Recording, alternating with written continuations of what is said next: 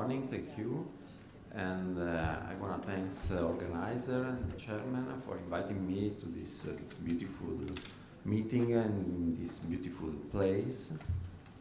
And first of all, my disclosure, I'm a consultant for Mediolanum Farmaceutici, that is the company who is the sponsor for the studies that I'll tell you. And let's talk about the focus of my presentation. I'll tell you something about the development of telomerase-based cancer vaccine. So now we are talking not about some vaccine which prevent disease, but some vaccine that should be applied and that are applied to patients who already have the disease. In this case, the disease is a cancer disease. Okay, telomerase. What is telomerase? Telomerase is the reverse transcriptase which synthesizes telomeres. Every time that a cell replicates, the DNA polymerase is not able to duplicate the end of chromosomes, which are called telomeres, and this is done by telomerase. However, telomerase is expressed during the fetal life, but is not expressed by adult somatic cells, and so that when cells replicate many times, every time at each replication, the chromosomes are shortening, and when they reach a critical point, the cells goes to apoptosis. And this is why all tumors need re-expression of telomerase in order to maintain their unlimited capacity of proliferation. So every kind of tumor, independently from the histological type, express telomerase. At the beginning of 2000, it was clear that lymphocytes specific for telomerase are present in the circulation of cancer patients. And based on this, it was suggested that telomerase could represent a universal tumor-associated antigen useful for immunotherapy. So at this point, in order to can really assess the potential of telomerase to be used in cancer vaccine protocols, it was important to study its immunogenicity. What is immunogenicity? Everyone knows is the capacity to induce an immune response. When we are talking about a tumor-associated antigen, is the capacity to induce a protective immune response against cancer. And there are two requirements for a tumor antigen to be immunogenic in this sense. The first one is that the antigen must be expressed and present by cancer cell. And the second one is that lymphocytes specific for that antigen must be present in the immune repertoire of patients. Only on the basis of these requirements, it is possible that T lymphocytes can interact with the cancer cells and kill the cancer cell. So, at that moment, at the beginning of 2000, this study concentrated on the first issue. And the first relevant study that was published questioned the possibility of telomerase to be really immunogenic in a sense to be protective, a protective antigen. And this because in this study, the group of Valmori identify T cells specific for the most immunodominant peptide of telomerase, that is the P540, 540A epitope, which is restricted by HLA-A2 molecules. And these cells were not able to kill cancer cells. So they concluded that cancer cells are not able to present telomerase. However, the group of Maurizio Zanetti demonstrated very soon that cancer cells can present different telomerase epitopes. But each cancer cell can present some epitope, and other cancer cells can present other epitopes. So, in order to identify T cells which is able not only to recognize telomerase, but also to interact with cancer cells, it is important that the epitope recognized by the T cells is also expressed by cancer cells, but that target cancer cell. So he was suggesting, Zanetti was suggesting that in order to have a better chance to have T cells which recognize cancer cells, you have to study a wide panel of telomerase epitopes. After this, the fact that telomerase is present by cancer cells was formally demonstrated when telomerase peptides could be eluted from HLA molecules purified from different cancer cell line. So we can say now that yes, telomerase is present by cancer cells. So the first requirement is satisfied. And this concept prompts studies, clinical studies, using telomerase in protocols of cancer vaccination. And the first study was from the group of von der Heide, and he could demonstrate in these immunized patients nice immune response in a portion of these patients, a nice immune response against telomerase. In particular, he immunized against the immunodominant peptide, the P540 peptide. And also, he demonstrated some clinical response in terms of stabilization of disease in some of these patients. However, after this, Rosenberg and his group at NIH observed that he repeated basically the experiment from von der Heide, immunized patients, cancer patients with the same peptide, but he obtained T cells specific for that peptide. However, these cells were not able to kill target cancer cell. So he concluded that telomerase immunization is not able to induce lymphocytes, specific lymphocytes that are protective against the disease. So we are in the presence of conflicting results. And how to explain these conflicting results? One possibility was that in the two different series of cancer patients, the presence of telomerase-specific lymphocytes in the immune repertoire was in some way different in the terms of affinity, of avidity, of frequency. So it was important at this point to really study the second requirement for immunogenicity of telomerase. And for these reasons, we performed a study in a series of cancer patients with different disease and with different stage of the disease. And we studied the presence in their circulation of T lymphocytes specific for the P540 peptide of telomerase by 3 different procedures: tetramer analysis, limiting dilution analysis, and CTL generation, in order to achieve consistent results. And the results of our study were that more than 90% of these cancer patients have telomerase-specific lymphocytes in their periphery. But what's important is that these lymphocytes were able to kill not only T2 cells, which are cancer cells loaded with the P540 peptide, but also other cancer cells such as B-Jabal and CAP cells, which spontaneously express telomerase.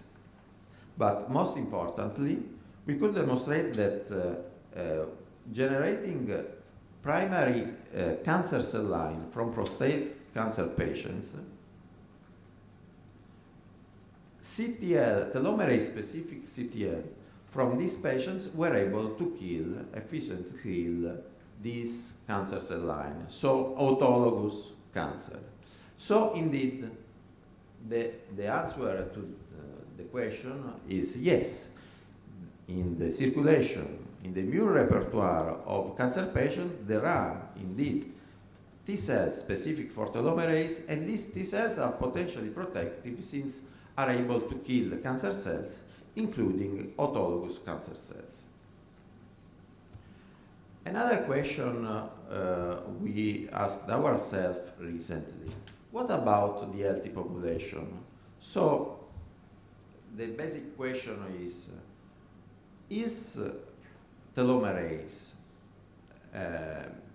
is there against telomerase tolerance or not in the healthy population?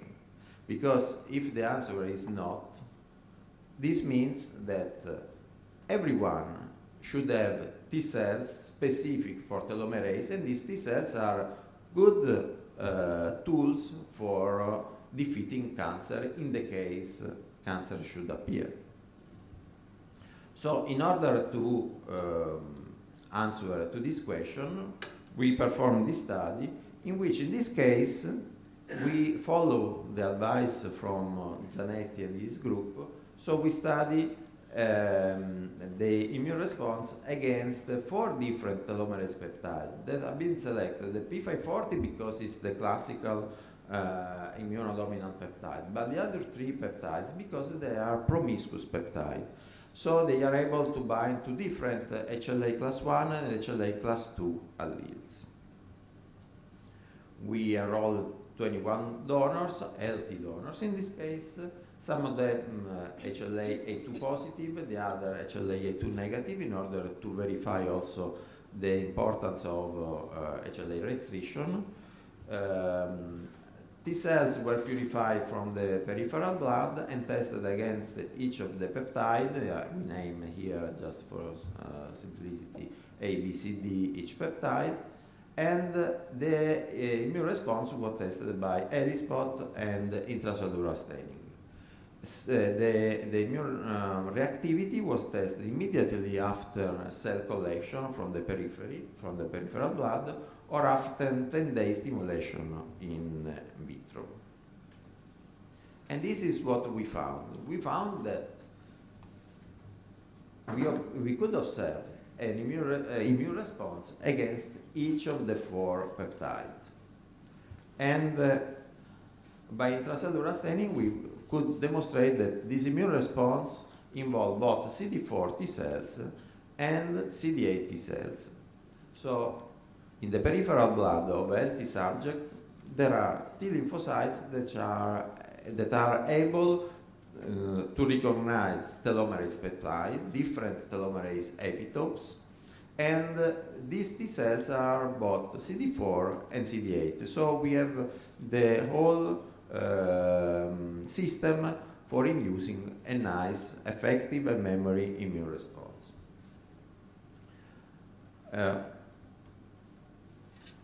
What we observed also is that none of these peptides singularly was able to evoke an immune response in all the tested subjects. However, if we considered the immune response against at least one of the 4 peptides, all the 21 donors showed an immune response against telomerase. So this means that if we imagine to immunize against telomerase, it is better to use 4 peptides than using just one, because the chance to achieve a responder, so an immune response in each donor, is really higher when you use more peptides. And again, this is something that is based on the concept from Maurizio Zanetti group. We did not observe any difference between HLA-A2 positive and A2 negative subjects, so HLA restriction is not relevant in this case. And again, is this protective, this immune response, potentially protective, this immune response? We select the T cell line from each donor. We select the T cell line that show the best reactivity to one peptide. So for instance, from donor 2, we select the T cell line against peptide C, from donor 13, the T cell line against peptide B, and so on for the 4 peptide. And what we observed is that each of these T cell line that is specific for different peptide was able to recognize cancer cells that spontaneously express telomerase. So there is cancer cell recognition. So these T cells, again, as in the case of cancer patients, are potentially protective. So we can conclude from this that in the peripheral blood of healthy subjects, there are T cells that are telomerase specific and are potentially protective against cancer. So we can say that telomerase immunogenicity is now definitively proven. So telomerase, we can say, is in an age of maturity from the cancer vaccine point of view. And this is why several clinical trials have been started using telomerase as immunogen. What is in common in all these clinical trials? Different procedures were used. For instance, in this case, DC transfected with telomerase mRNA. In another case, DC loaded with telomerase peptide. In other case, 1 telomerase peptide. In this case, 2 telomerase peptides. In this case, a cryptic telomerase peptide. So, different procedure, different protocols. What in common as the results of this protocol? That a portion of these patients showed immunity against the telomerase, but not all patients show immune response against telomerase. And the second point is that patients who show immune response against telomerase had a better clinical outcome than patients with low or no response to telomerase immunization. So the answer: telomerase vaccination is immunologically clinically effective? Yes, but partially. So how to increase the rate of immune response against telomerase? We face this problem thinking that a major point perhaps is the restriction, the HLA restriction. We have to widen the coverage of HLA haplotype in order to increase the chance of having an immune response against telomerase. And also, we have to involve in the immune response both CD4 and CD8 T cells. And for doing this, we need a nice innate immunity in order to sustain and support the adoptive immune response. And how to fulfill all these requirements? By using multiple L-promiscuous telomerase peptides, since they are able to bind to a wide panel of HLA molecules, and also using complementary adjuvants, so not just one adjuvant, in order to support a nice innate immune response. And this is what we have done. This is a phase 1 clinical trial. So we use these 4 peptides and the 2 adjuvants. Each peptide was injected intradermally in a separate area of the skin, abdomen skin. And this is the development of the local immune response after 7 injections. 8 injections were performed in a period of 2 months. This series of patients included prostate cancer patients and renal cancer patients at very advanced stage of disease. Actually, they were almost terminal patients with that already undergone several lines of treatments. As a result, we did not observe any side effect by this immunization apart from the local reaction. But what we observed, we studied the immune response by 5 different immune assays: T-cell proliferation, cytotoxicity, helispot, intracellular staining, and pentamers. And what we observed was that 100% of these patients, notwithstanding with this, their poor clinical condition, induced an immune response, a specific immune response against telomerase.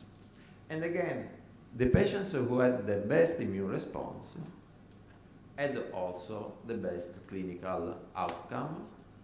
And for instance, prostate cancer patients had an overall survival of 14 months, a mean overall survival of 14 months, against the 9 months in reported literature for the same typology of patients. So, what we can say now? We can say that telomerase vaccination in cancer is a useful approach. Now we know by sure that it is that this antigen is immunogenic. We know how to induce an immune response in the general population, the general cancer population. What next? Perhaps we have to increase, no perhaps, by sure we have to increase the rate of clinical response. How to do this? How to work for achieving this goal? There are different possibilities. One is to combine telomerase with other tumor antigen. For instance, if you are working in melanoma, we could combine the telomerase with MAGE or MART antigens. We work in prostate cancer with PSA and so on. So with a tumor antigen that is much more specific for that disease. Otherwise, another possibility is to combine telomerase with inhibition, immunosuppressive factors. And this is what has been proposed by some author. DNA vaccine, DNA telomerase vaccine are also a chance. A good results have been obtained in animal tumoral model with telomerase DNA vaccine. What we think, our idea is that perhaps the best way is to combine telomerase vaccination with inhibitors of immune checkpoint, because we know that telomerase vaccination is effective in inducing protective cells, protective T cells. What is important is that these protective cells goes into the tumor, and into the tumor they must find an environment that is available for their activity. And this is not the case often, just because the immune escape mechanism present there, and immune checkpoint inhibitors are able in part to reverse this immune escape mechanism. So perhaps the best way for continuing the story of telomerase vaccination is to combine telomerase vaccination with immune checkpoint inhibitors. So these are the conclusions we already discussed together. I would like to thank all the people who work with me at the University in Genoa, in my lab, and also the surgeons who provide us the specimens, and also the patients for performing the experiments, the sponsor of the study in Milan, and indeed all of you for your patience.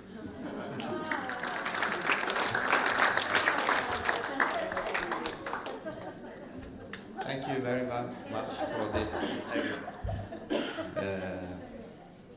possibility of hopeful treatment. Are there any questions? Yes, go ahead.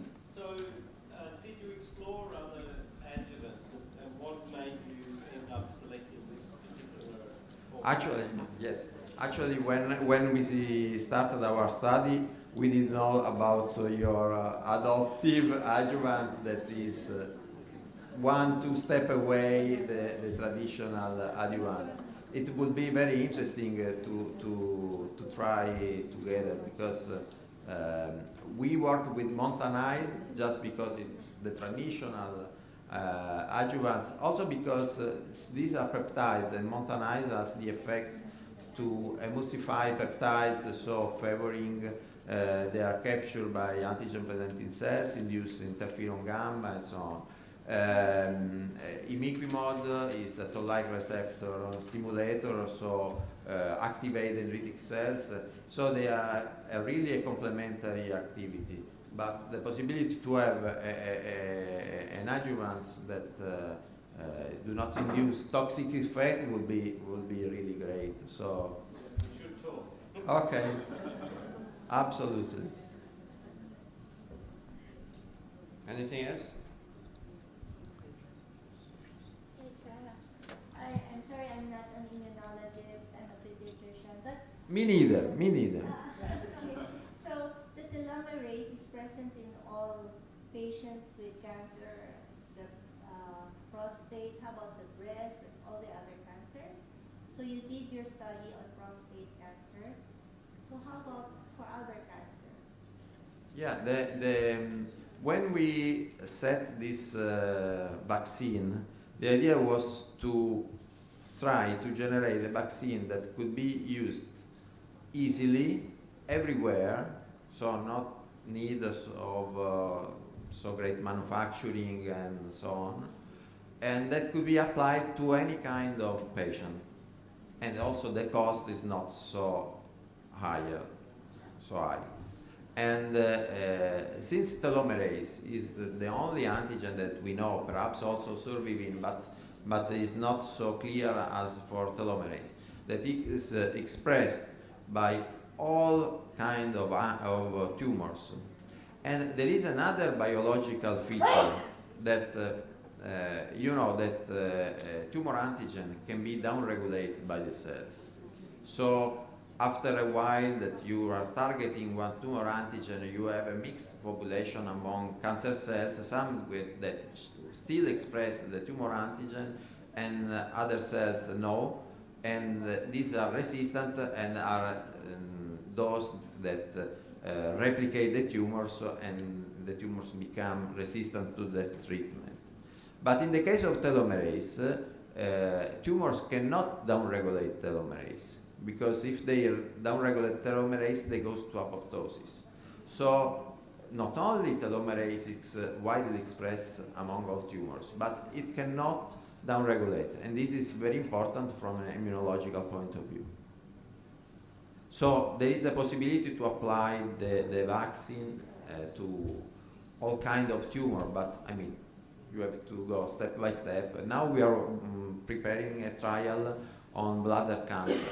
That is also an important